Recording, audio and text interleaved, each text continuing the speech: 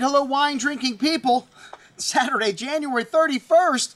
5 emails this week. I told you guys are going to get sick of hearing from me now that you gave me a few weeks off. We got a lot to talk about. We got a lot of great events, including our greatest event throughout the whole entire year. I mean, our Vintage Madeira tasting, one of the most unique experiences you will have in drinking fine wines. And this year, we're going back to the legendary 1795 vintage. That's right, folks. George Washington was president when the grapes were grown for this wine.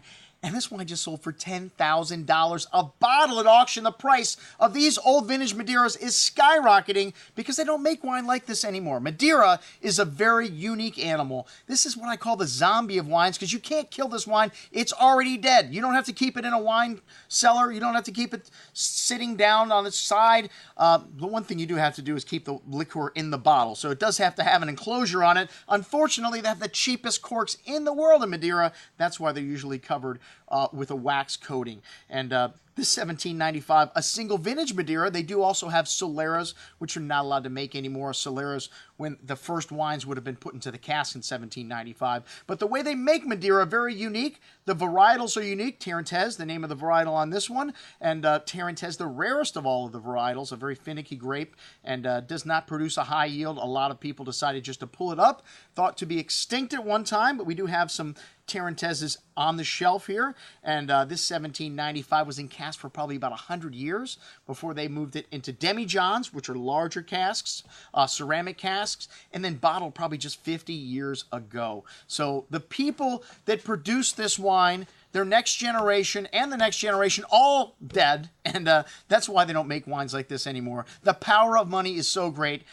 People do not want to make an investment that their kids are not going to get to at least benefit from. The kids, maybe. But today, like I said, it's illegal to do a Solera more than 10 years old. These old Soleras magical. We do have almost every major type of Madeira represented. Surchal and Verdejo, the drier styles. We got an 1891 Surchal, which we opened these wines up in November, early November. And hey, Madeira is one of the only wines you could do this with. We only had 8 people sign up for this. And we got a half a bottle of each of these Madeiras left. We only have 10 seats available for this event.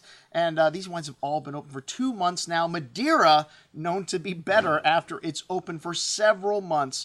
And we have a couple people that came to the first tasting, coming to this one to see how these wines are showing now. A lot of the times, they're much better after they've been open for 2 months. We got some legendary wines. I have to say the best wine on the table is not the 1795, the first go-around.